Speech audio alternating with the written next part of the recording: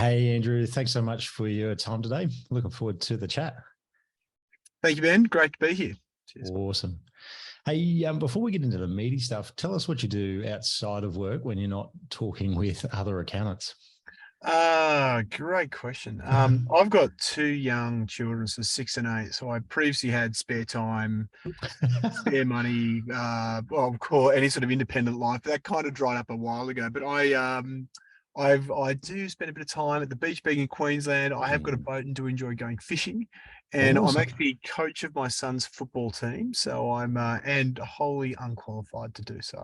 So I hope I can hang up the boots at the end of the season. There you go. And where do you put the boat in? Look, we go like more towards the sunny coast or down towards the Gold Coast. There's some beautiful, really nice spots in Queensland we're really lucky to have. Yeah, fantastic. That's really good. Awesome. Well, hey, we might start with a bit of your background in accounting. Would you be able to sort of walk us through the key steps you've had over your career? Yeah, I kicked off with Big Four. So talking was like 2001. So it was like a long time ago now. And I was with Ernst & Young for about 4 years in a corporate international team, very large, basically very large organizations, listed organizations. Mm-hmm. I shifted from there into being more high net worth individual and private family groups with a group called MGI. And I was there. Yes. My former boss left, it was actually Anderson, became EY, and then went into MGI. And I was there for another 5 years in Sydney and Melbourne. So I've been working technically there, mainly doing M&A. I did a lot of that, selling family businesses into private equity, which effectively stopped in August 2008, because I can remember exactly when the work dropped off a cliff. Nice. Sort of reinvented myself back into being more of a tax structuring expert. I wasn't a great accountant, but I was more of a tax person. Mm-hmm. And since then, I worked for a few years as a recruiter, working with accounting firms who are looking to buy their, to recruit staff. Took a change sort of at the end of my 30s. I think your first sort of career change around that stage in people's lives. And then a bit over 8 years ago, about 8.5, 9 years ago, I started with Xero. So I've been talking to accountants and bookkeepers in Sydney for a couple of years, in Brisbane the last 6-7 years. And all I do is talk with accountants and bookkeepers. I don't really talk to the end customer, the end small business very often at all. Mainly we talk about how you run your practice, what the options are. It's kind of fascinating being on this side of the fence, because I worked for the wrong set of firms. I worked for the big branded firms. I should have worked for the really forward-thinking firms who are much faster to adapt their processes and systems. Yeah. Okay. So, like maybe if you sort of walk us through that sort of client that you look after, or the accounting firm, what do they typically look like in terms of size? And typically we look after everything. So if you look at the makeup of the industry, about 85% of the industry is standalone operators with no staff. If you think about total number, a really big portion. So, and then the remaining sort of 15% has got one staff or more. If you think that's number of firms, not number of clients or so on. Yeah. So we've got in the team here in Queensland with Xero, we've got a team of 12 who look after those. And I'm effectively state manager of those group of people. We have about 4,500 in Queensland. We look after sort of North New South Wales through to Queensland. It's a combination of accountants and bookkeepers. I've always worked for larger firms. I'm not necessarily the resident expert on sole practitioners, although I sort of spent a long time working with them now. But I generally work with sort of firms with, say, 2 or 3 partners and above. Today, I don't spend as much time face-to-face. I've mainly got a team here who work with them, but I get involved pretty much on a day-to-day basis, just with unique circumstances for each one. Yeah, fantastic. And I want to do a quick shout out to Kerry, who looks after us, Inspire, and she's been fantastic. So just really, we are super lucky to have Kerry work for us. She's amazing. She's very, very good. Yeah, fantastic. All right. Well, there may be some listeners who don't know the ins and the outs of let's say the Xero Partner Program, but would you be able to walk us through what that looks like, what the benefits are to an accounting firm to sort of lock in with Xero? Yeah, look, it's free to become a partner. There's no obligations. We don't ask you to hold clients' subscriptions, or you actually don't have to pay us for anything to be a great partner at Xero. And what you do if you start to be a partner, you get access to an account manager, someone you can actually call, because we have online support. When you get to about roughly 5 to 6 clients, and you don't have to hold any of them, we've got a few partner benefits that start to kick in around the bronze level. First of all, you get bigger discounts if you hold the subscription versus the client. But if you don't, the client just pays for it without a regular discount. But if the clients are paying for it about 5 to 6 mark, part of the benefits is you can get Xero tax for free, which is a full end-to-end. Every organization, every sort of level of tax return you can request from 2014 onwards. For once you get to about 30 clients, we have some additional benefits like a practice management program called Xero Practice Manager, which is an end-to-end time and billing management system, and Xero work papers. It's a different from your regular Excel work papers, more like a collaboration tool than a pure work paper program. There's some of the core benefits of forming the program. Some other stuff you get is we have a lot of industry-based events like Xero Roadshow and Xero Con, if you're keen for that too. But we have a lot more smaller educational events and a lot of ongoing education.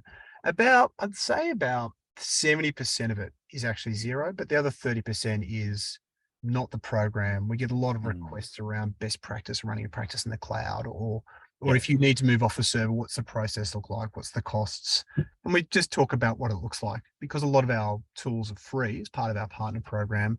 Starts to change the economics of us advising that.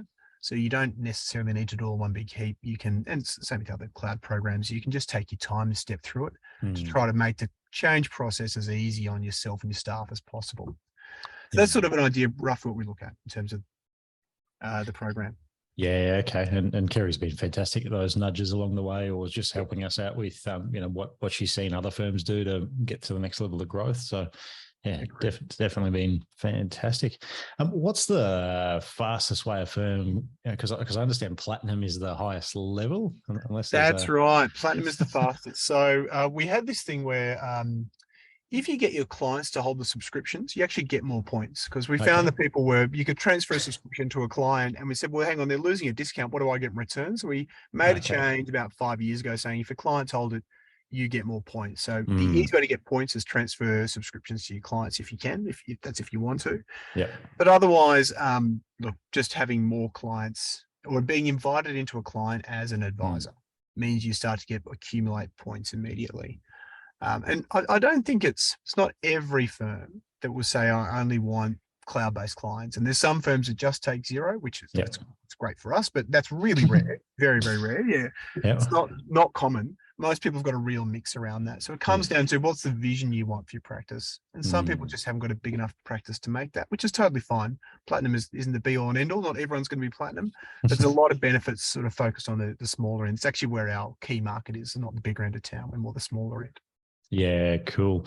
And maybe just for the people listening, like I think one of the struggles we've had when we hold the subscription ourselves is the administration required to, bill the clients for, on charge that to the clients. And even with the Xero pricing subscription changes, we're in the middle of a big review now, and I think we've missed some previous increases and that sort of thing. So part of what we're in the middle of is handing that subscription over to the clients. As well as, getting fixed up for the subscriptions we've been paying for. What typically happens, exactly what you're saying, what typically happens when you first start on this process, you talk about 5 or 6 years ago, usually you say, I'll buy it, it doesn't bother me. And you get a few clients on, and it wouldn't be just us, but yourselves, like it might be QBO. And as you get through more and more transitioning over time, you get to a point where you're like, holy crap, this has become a really big admin job now. It wasn't when I first started. And it sort of grows a bit of a sleeper in the background.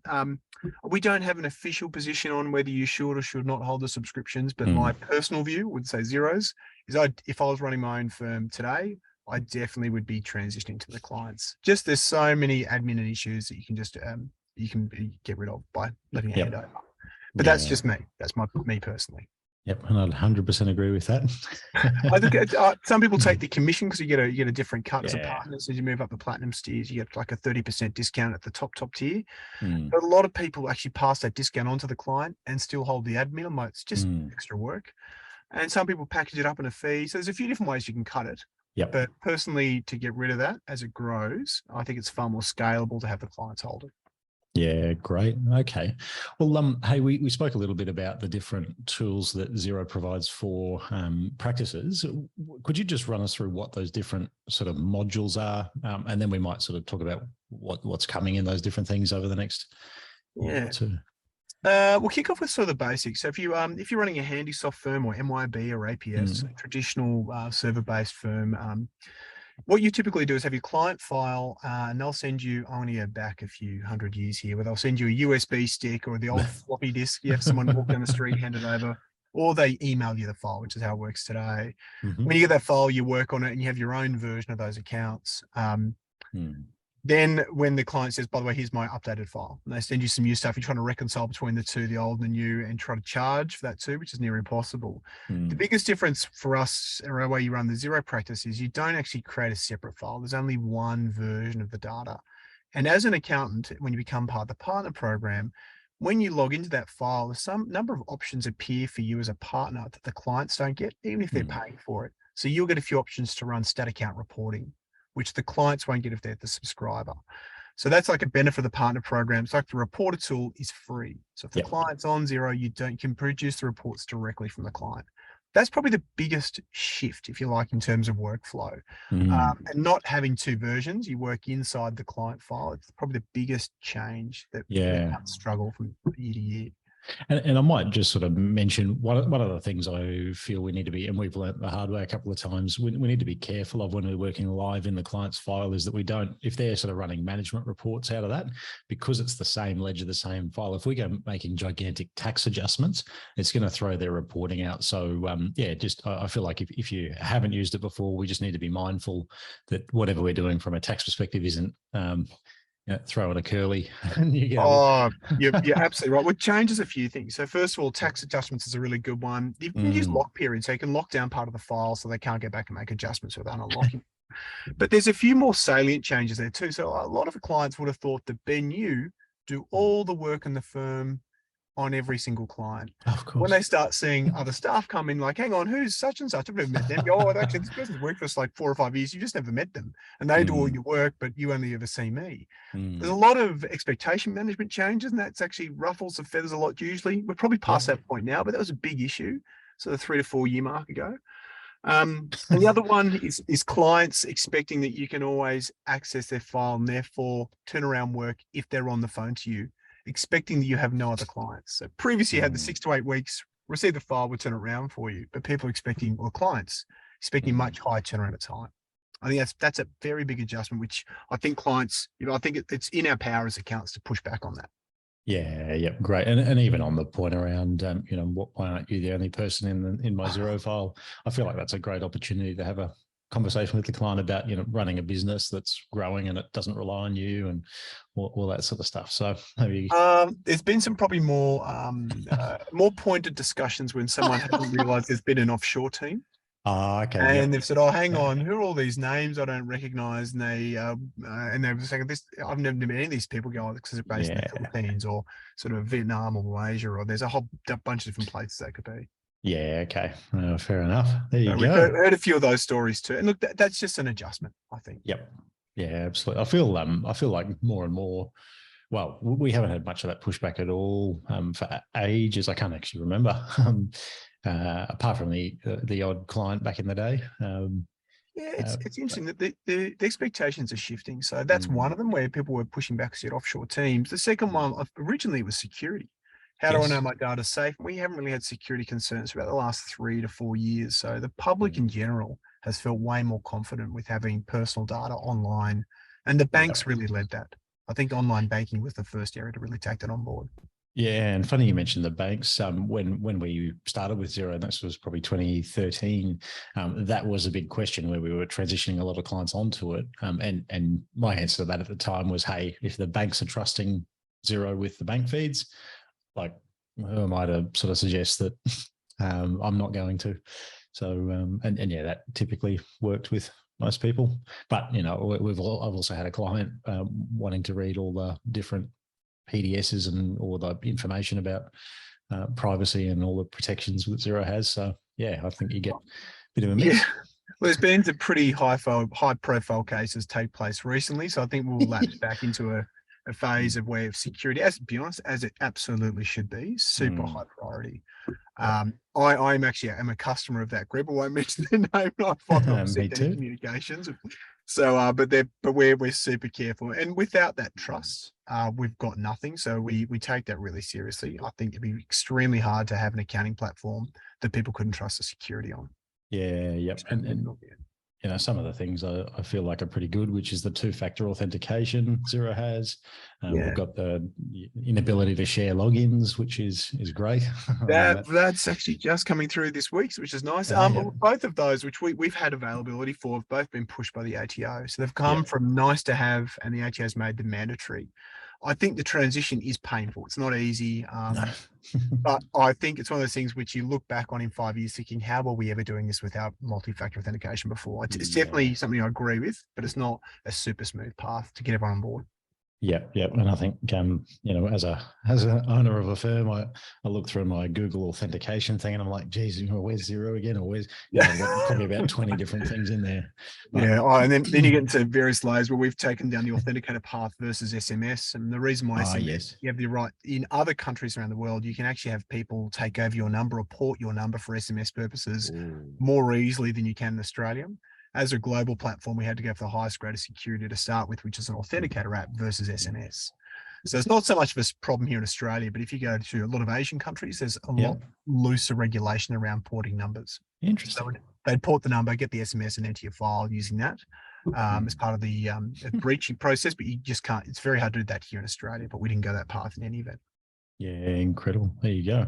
All righty. So for a firm considering you've got the ability to produce financial statements, you mentioned tax before. Great product. We've been using it since it came out back in, I don't know, early. It's 2014 would have come out. Tax is a great program. It probably requires the least training. If you've done a tax return, it does what it says in the tin. Yeah. So tax returns are tax returns. I think we're up to our 4th iteration of it now. So it's the first one was too clicky, too much scrolling. And then we rechanged the what we call the user interface, the UI, the front end. So it doesn't look like a tax return anymore. It looks it's far different now, but it's much faster. The fast key codes work a lot better. The second, the hardest bit about tax going forward is the further integration with the ATO. So ultimately, the long-term goal for the ATO is to have the portal managed by private vendors like ourselves, and it won't just be us.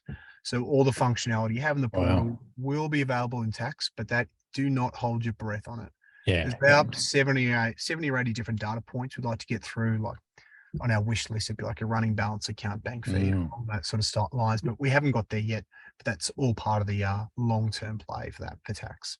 Yeah, well, and the other thing we found over time, you can sort of link your Xero file, a client Xero file, with the tax software, and like map where the accounts go. And the first year it takes a bit to set up, but year 2 and 3 onwards, it's pretty cruisy from that point. That's actually, it's funny. That's not necessarily a new feature. That's been around software for probably 15 years. It's not new. It's just it's hard to do well though. And I think what the guys have done pretty well, I wouldn't say it's perfect, pretty well, is try to make that mapping process as least painful as possible to set up and maintain. In some of the other programs, it's not new, but it was a pain in the butt to make it work. But and I think that was our chief goal. If we're going to make this integration take place, what's the easiest way to make this happen? And that's all the small salient points. It's like a relationship. So that 1% that drives you nuts. We try to make sure those small things are as easy as possible. It seems easy when you see it, but it took like various versions to try to get that right. Yeah. Okay. There you go. No, it's especially for my I'm going to make a big mission here, but I prepare my own stuff every now and again. But the first time I did it was a bit of mucking around. But year 2 is just like import, and there might be half a dozen codes that you need to do again, or that are new ones that you need to remap. But I love it. There's some funny rules around it too. The Tax Practitioners Board, I think we're restricted as to what we can suggest.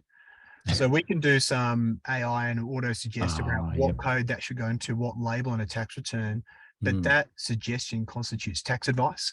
So we're actually not allowed to do it. Like there's a whole series of instances which we're not allowed to automate. Yep. So we'd like to do more. I know we're held back a little bit by the regulators there, which is fine. It's not a deal breaker.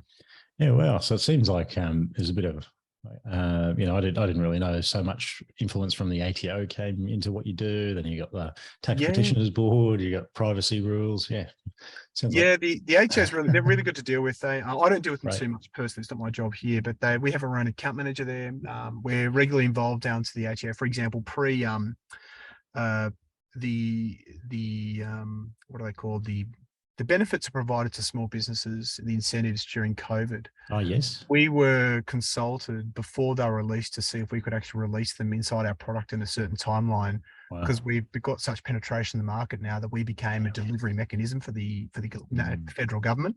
So it became really important for us. We were consulted really late in the piece, but to say, by the way, could you build this into your product in less than 6 months? And if not, it became really hard for them to actually deliver the cash. Yep. And the guys turned it around in some record time, about 3 weeks. Yeah, the reporting was there. The reporting was there. So there's some stuff there in terms of integration with the government. It's been a long play. That's been going for about 10 years, but that's sort of our role for that going forward. Yeah, fantastic. All righty. So tax, you mentioned like XPM. Sorry for the acronym. Yeah, you're right. No, that's all good. We've got, there's Xero Practice Manager. So if you're using other platforms, think of like APS or MYB AO or AE or Classic or Handysoft Practice Manager, which is your timesheets, billing, and reporting. So looking at capacity, who's billed what. I think the billing's really interesting. If you look at other platforms that have tried to come into that world of billing in the accounting world, and there's a few other external programs that just do time and billing. The reason why they don't work in an accounting environment typically is billing is an art. It's not a science. No one ever bills. If you bill an hour, rarely do you bill that same hour directly out. There's always a transition between codes, between people, between description, carry forwards, write-ons, write-offs. There's a whole bunch of variances and nuances around the client relationship with billing, more so in accounting than, say, architects or lawyers or other professional services are billed by the hour. And traditionally, the players in that market, if you look at the other ones, they do that really well, but it's taken them a long time to get that right. And ours is fine in terms of Xero Practice Manager. The bits that usually cause frustration is just reporting, and that's mostly because people were used to having a report in an old program, and they would like the exact same report, and we might not have that one report. You'd have to, say, pull 2 reports and blend them together. But that's usually the difference, I'd say, between the two. But it's timesheets, billing, administration is the main thing that Xero Practice Manager does. Okay, cool. And there's quite a few firms that are ditching the timesheets. So what do you normally see those sort of firms do when it comes to, like, is XPM or Xero Practice Manager a good tool for that, or do you find they use other tools? Typically, well, like your T-shirt there, Ignition comes up quite a lot for firms who want to go to less timesheets, more of a fixed fee. In terms of ditching timesheets, I'd say we're seeing more people ditching timesheets as a billing tool, more ditching timesheets. They use timesheets more as a tracking tool. Okay. So we're going to bill X amount. It doesn't, and then we'll work out whether we need to change that in future years or we need to write on, write off. Not about saying we've billed X, therefore we've charged X, therefore we will bill Y. So it's in terms of people not using timesheets, I'd say it's pretty small. Okay. Usually it's in the startup phase. So I'd say once you get below about the argument here is either 3 or 5 staff. Below that, you can kind of work out what people are spending their time on, because you've got to feel for staff. People tend to use timesheets because they lose their personal track of staff. But I'd say people not using timesheets, it would be, and this is a really big sweeping statement, it's probably 5, maybe 10%, probably 5% of firms. And it's very, very rare. I hated timesheets personally. I thought they were a beautiful lie. I used to just make it up on a Friday, and I always put in what I thought clients would pay for. And it was such an intricate lie. There's also, if you go to the larger firm, they become quite political, the timesheets. So where I would love to see, and we haven't got any plans to build this, but if we had a tool that could automate how much time you spend on each client, where you were traveling to and from, tracked your calendar, and created timesheets for you. Even a draft, geez. That's cool. As a truth serum of where it could go. And look, that's available in the legal profession. It's a little bit programmatic there. I think that tool, I don't know if the market will be ready for that. It sounds great, but it's actually got much larger implications than I think people recognize. Yeah, there you go. Cool. On my wish list, but no one's willing to take the chalice on that one so far and build it out, but I love it. Yep. Interesting. Alrighty. And then I think work papers. What's the offering there? Because I'm guessing it's cloud-based, non-Excel based. No, not Excel based. So it pulls information directly from the account from the Xero files. If you're using Xero, you can have it for non-Xero clients. And say there's depreciation, it'll trigger or automatically create a depreciation work paper, producing an opening balance, a closing balance, and you can have any adjustments in between. If there's an adjustment, let's go with entertainment, an old favorite, and you just working to a tax basis versus accountants, it'll feed back a draft journal into the Xero file. So it actually it talks both ways. You can link it with external programs like document management systems and so on and so forth, or you can use Excel work papers and embed them in. What we're working on now with work papers is more of a pure integration between Microsoft Excel and work papers. So you can have a full Excel backend rather than being rather than having just create a link. So if you change it in the Excel work paper, it'll feed through the work paper and feed into Xero as a journal, for example. Wow. Gets a little tricky there if you want to have a difference between accounting and tax. I think that's probably where the complications are. You have different accounts for both. But what we don't produce, for example, we don't have Div 7A standard documents or 4880 or line documentation or any of those sort of tax workarounds. We don't have any of those built in. We're more of a platform that allows you to build your own work papers. I've dealt with I personally would have met maybe 1,500 firms, and I've not met 2 who agree on what work papers should look like. It's so personalized. The number one would be GST reconciliation. I think if you delete that, it's a fireable offense in most firms because they love it's so perfect in each firm and vigorously defended that theirs is the best. So it's very hard to get that right. I think letting firms have the choice about what they want in a work paper is far more important than sort of giving some programmatic stuff out. Yeah, okay, there you go. And while we're sort of talking about work papers and documents and that sort of thing, what do you see the more progressive firms use for document management? Yeah, document management's shifted. So previously it's been on-premise server-based, and as internet technology's got better, you can now do some really high resolution or high amounts of documents in the cloud and still have decent performance. Previously, the internet wouldn't let you to pull in and out, but now that's improved. We've seen the top performers in that world would probably be FYI, would be number one. Another group called Sweet Files do it pretty well, and also How Now's got a document management system as well. But then you've got the more generic management backends, which is like Google Drive and Drive. Then you've got more of the older style platforms, which is like a virtual cabinet, which requires it to be server, I think. And I think most of them still require server, but of the cloud-based ones, if you're looking to move beyond ever purchasing another server, FYI Sweet Files, they'd be some of the better performers at the moment. Yeah, fantastic. That's a good tip. I'm on the hunt for a new one at the moment. So I'd recommend having chats, and they do a great job. They've got a really nice workflow management internally inside FYI as well. They've got a really flexible API, good development timeline. Looks really solid product. The guy who built API, Rob Cameron, has built the last 2 document management systems that have been purchased by MYOB. So this is his 3rd one, and he's exceptionally. This is all he does. He's very, very good. Sorry, you're saying that's FYI? FYI. That's right. Yeah, cool. Interesting. All right, thank you. All righty. And so, I mean, you speak with a lot of other accounting firms. What are some of the, I guess, like one of the things I see in my own firm, and I hear other firms talk about, is the staff shortages and retention and finding new people. What's your perspective on sort of best practice there, or like how do we find the next hire? be prepared for some long-winded yarns here, but the staff issue is not necessarily new. It kind of kicked off roundabout. It was pre-COVID, so there's always been an issue. Usually around the 2 to 5 year mark is always the hardest. And I worked in recruitment 10 years ago. That was still the hardest level to recruit, 2 to 5 years. Qualified 2 to 5 years, impossible to find. But what kicked off just before COVID, so if you think back to late 2018, early 2019, we had the Royal Commission for the banking world come through, which meant there was high scrutiny for banks, and banks have been asking for a lot more information from accountants on a more regular basis. So they've been asking for more interim reports and more detailed reports coming out. So your workload was growing at that stage anyway.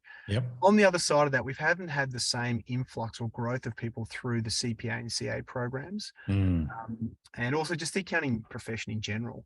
You think the gestation period for a good accountant is between usually about 4 or 5 years before you get a really great operating level. It's a 4 to 5 year problem. So it's not going to be solved too quickly. So I don't necessarily see it going away. That is the hard bit. So I think it's going to be a long-term problem, but it's not. I think we're seeing it now because it's just so much extra work, and the demand across the economy is quite high. But I think it'll be some time before we can solve that problem. In terms of what other firms do well, I'm quite passionate about this because I've worked with so many, and I see firms who do it well. Yeah. Is those who've invested in people in their firm are the ones who are accelerating fastest. There's a few different ways to invest. Yeah. Those who've gone down the offshore path, and that's a really divisive topic. I don't have a preference either way, have really grown very quickly because they don't have that restraining component inside their own firm. The other bit would be how they're investing in their people internally, not necessarily just in money or technical training. I'll say they're assuming they're given. So if you're doing money, if you're paying people well and you're doing technical training, that falls my mind to kind of the bare minimum. I did not think that in practice. I thought this is exactly what I need to do, but looking on the outside, I've seen the firms have accelerated. The ones who have actively sought staff who are not looking or are actively constantly pipelining new staff are the ones who are continuously growing. And the firms who do that well, that function is not maintained by a HR function. That's maintained by the owners. Wow. Yep. That's a lot of time and effort to go and find people, but that's paying benefits right now. And I mean, the ones who do it really well, they look at all levels. So seniors right through to juniors are always on the hire, always meeting, which means the owner needs to spend time away from doing client-facing work. Yep. So there's some natural pressures that start to form when you're not doing the work and delegating, but there's a whole bunch of steps that lead up to a position where the owner can have the freedom to go and spend time searching for staff.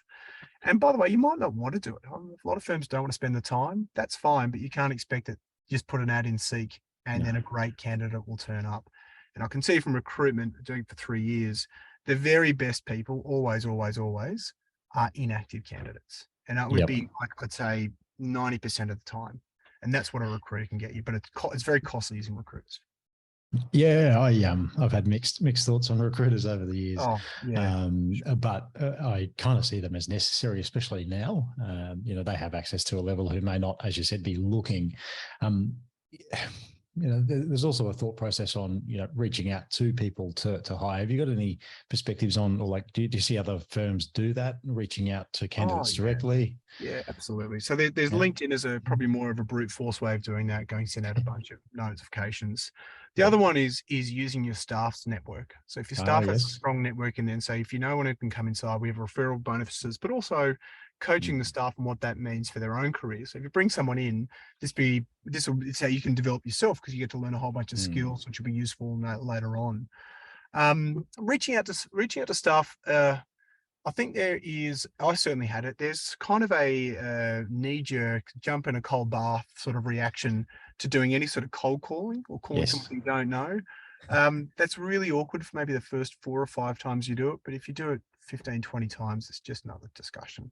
So we at Xero, we hire accountants and we teach them how to go through that process. And I can say, I think I would have gone through this process, about 20 people here now. Usually it takes about a week. Doesn't take that long. The first ones really suck, and you go, actually, I don't know these people, but I'm going to reach out to say hi.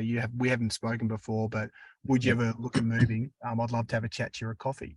And then think about how many people you'd need to pipeline. Say you had a staff of, say, 10 to 15 people, and you were pipelining and staying in regular contact with, say, about 8 to 10 other people. Not all the time, like once every 6 months.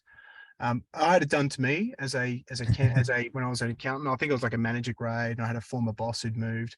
He was with one of the big four, and I remember he had this line, and I wish I'd used it before, but he had this great one saying, "Look, I really like the work that you've done. If ever you think about leaving, can you give me a call first?" Yeah, it's a really simple throwaway line. I'm like, and I was like, I felt so touched that this senior guy had spent time. It was like 30 seconds, one line he'd said to me. And I called him, it was time to go. And unfortunately they weren't hiring at that stage, but he was the first person I called when I was thinking about leaving, before a recruiter, before anything else. It was a really simple tool. Yeah. I think that's extremely helpful. But look, I'd say the other things that are keeping people at the moment is the non-monetary benefits. There's quite a few of those. If you think about those in the 2 to 5 year mark at the moment, coaching and mentoring going a long way. Leadership and negotiation skills and training has been really well received. recognition programs internally, not necessarily payment programs, Yep. seem like quite, I don't know, a bit kitsch, but they really land with a younger audience. So recognition and is really, really highly valued. If you think about what people leave jobs for, salary is like 6th or 7th on the list. The usual reason is someone else in the firm. People leave people rather than anything else. And the reason why they'll stay there is because they feel valued and feel included and feel heard, which takes work and effort. It doesn't come naturally. I can say that quite honestly. Yep. Interesting. There you And go. I'm not saying anything groundbreaking here, but yeah, the firms who do that well, and they don't seem to have a problem with this. And there's not a load. I'd say it'd be the top 10% of firms we deal with who had never had problems finding staff. Yep. They put in a buttload of effort to find the staff. It's not a straightforward thing.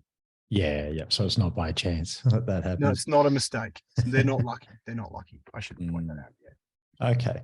And if we talk about sort of top 10% of firms, like what are they doing? Let's say that maybe the broader market might not be doing in terms of just business model, or, we mentioned hiring there, but anything else that sort of comes to mind when you see people smashing it? So without a doubt, the specialists always smash it. So if you have someone who specializes, and you can't be a specialist in 50 industries. You can be a specialist in my mind, and believe me, we've heard that. I think you can be a specialist in maybe 5, maybe 10, more like 5 industries. So usually the old favorites here is like doctors, real estate agents, trades, construction. You sort of go through major divisions of retail, e-commerce, and so on, and being the absolute owner in that. And when you get good at it, you basically look at your best clients, see how they're operating, regurgitate that same IP as your own. You can say, by the way, I've seen someone else do this, or you can tailor a whole bunch of your reporting around a style of client, which makes it far lower cost for you as an accountant to produce really meaningful reports for those clients. Interestingly, our studies have shown that when SMBs are looking for accountants, we did some studies quite extensively for our partner directory. There's 2 things they're looking for typically: is an industry specialist and someone local. Okay. The 2 things really they always come up. You can't really change the local. It's hard to do that, but industry specialists you can. And typically, what I've seen the guys do, guys, I say that generically, men and women, when they go into that world, is they'll specialize, infiltrate a network, and then have referrals within that network and that's with anyone, architects, lawyers, doctors, and so on. Yeah. They do that really well. So I think the specialists work really well. The ones who do very well also, they're just focusing on the client experience. So it seems like it should be first and foremost. But typically we're not great as a profession of asking people, what do you think of my service, or what else do you want? It's a really vulnerable position. Look, it's also, we're used to being wrapped up watertight, handing over a piece of work rather than saying, like, what do you want? Or do you want me to change this halfway through the program? No, we never do that. Yeah. We never do that. I don't really know where that comes from. Maybe it's an interesting piece, but the firms who are more willing to spend time focusing on, if you're a client, what's the best experience you could have end to end, and actually sticking to that, or saying this is what we can do, this is what we can't do. And some examples of that would be, like if you'd like some reporting, how often would you like that reporting to come to you? Would this be useful? Would you give 2 craps? How much would you pay for this? Would you pay for it all? Would you want to be complimentary? How do you want to be billed? How would you not want us to bill you? Obviously, you don't want surprises. Every firm says fixed fee, by the way. No one says by the hour. So if you have a fixed fee, how often would I need to contact you? Do you want me to contact every day? Do you want more proactive advice? But this all takes time, effort, and capacity. And it's really hard to find that if you got your back against the wall in terms of capacity. Yeah. Yep. And do you have any tips on how people do that the best, like free that up? So the process you go through is, I've seen a great firm. I won't say names because it gets too personal, but the firm I've seen do this best was a lady. She ran a firm of about 15 staff, and she changed one thing in her practice every 90 days. Yep. So she said, in this 90 days, we're going to change our onboarding program. Now, this 90 days, we're going to change our billing program to make it more effective. This 90 days, we're going to start changing part of our reporting for, say, our trusts. And then in about 2 or 3 years, you had an unrecognizable firm. Wow. And you can't change it all at once, but it was that more progressive change. And she was religious about making every 90 days. She ruled with an iron fist, as in it wasn't up for negotiation. It was the way the business was going to be run. And so she found ways to automate part of her practice that gave her back. Nothing was a big bang. So there wasn't one thing said, oh, I've got an extra 2 hours back. It was the accumulation of the small things that gave her back loads of time and also helped the team come along the journey. It does push the team though. I'd say it'll question the leadership. For sure. Yeah, definitely. I think we need to get ready for change management, or almost have change. We've got constant improvement as part of our values. And I was at a conference a few years ago. It was a great question where we one of the questions was which part of who here believes change management is a big part of your practice going forward. And it was like a whole bunch of hands went up. And they said, who here is qualified in change management? And I was like, I don't know what I'm doing. So why don't we do some more courses on change management and find out how we can bring people along the journey, because you can't afford to lose them in the current market. Yep, absolutely. Anyway, again, more time, less weekends, but again, that investment of time over time. Yep, and it gives it back as well, I think. It does. But the ones who do it well, they've found a way to, I'd say, attach like a monetary experience to that, a monetary value to that experience a partner the clients get. There's a guy he runs a great firm in Far North Queensland, and he now has a business coaching and mentoring program. So he has about 4 or 5 locations for about 50 staff all up. It's a big size firm. And he spent a year building a platform and coaching process to take clients on to say, if you want to improve your business and you improving in your business, not just the accounts, you'll go down this path with me and I'll coach you on how you can be stronger and faster and more productive in your own firm to take you off the tools. And he said, I want you to have a great vision for your life versus just doing your accounting. So he changed his value proposition from being an accountant into a business coach. That's really what he did. But he minimum buy-in was $20,000 per client. And he had to cap it once he'd reached about $1 million. And he did that from 0 to $1 million. It took about 3 months to sell it out. So the biggest problem, I said to him, oh, that's great, but it's you. How are you going to replicate you? The whole program was designed around automated coaching and process and system. So he had to spend the minimum amount per client, but he couldn't have done that he had that at the forefront. So unless the system allowed to do it, he couldn't scale himself. And usually what we do is we go and just do what the client wants, get paid well for it, and then it's super time consuming. But he went the other way, went for a system first. Great. Time. But that's probably one very extreme example I've heard of someone who's been able to monetize that. It's a super successful firm. He does that throughout his practice.